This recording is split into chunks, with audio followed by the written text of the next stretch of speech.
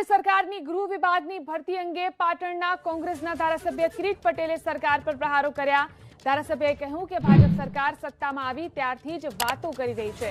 ભરતી બહાર પાડે, કેલેન્ડર બનાવે, વિદ્યાર્થીઓ પાસે ફોર્મ ભરાવી અને લાખો રૂપિયા ઉઘરાવી લે। જો કે ત્યારબાદ સરકારી ભરતી પ્રક્રિયાને કોઈ પણ રીતે કોર્ટમાં લઈ જઈ અને કોર્ટ મેટર હોવાની વાતો કરી યુવાનોને ગુમરાહ કરે છે। વધુમાં કહ્યું કે જેમ સરકારમાં નવા મંત્રીઓની ભરતી થઈ છે તેમ લાખો બેરોજગાર યુવકોની પણ ભરતી કરવામાં આવે। રાજ્ય સરકારના જ જુદા જુદા વિભાગોમાં 2.5 લાખ જેટલી જગ્યા ખાલી હોવાનો કિરીટ પટેલે દાવો કર્યો છે।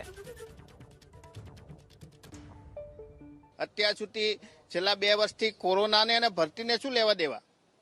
તમે તાયફા કરી શકતા હોય, નાટકો કરી શકતા હોય, રેલીઓ કરી શકતા હોય તો યુવાનોને કોરોનાની અંદર નોકરી ના આપી શકો?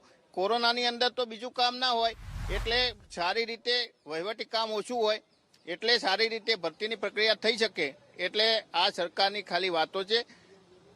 તાત્કાલિક ભરતી કરવામાં આવે અને ગૃહ વિભાગ નહીં, તમામ વિભાગની ભરતી તાત્કાલિક પૂરી કરવામાં આવે અને આ 100 દિવસ માત્ર કાગળ ઉપર ના રહે એવી મારી વિનંતી।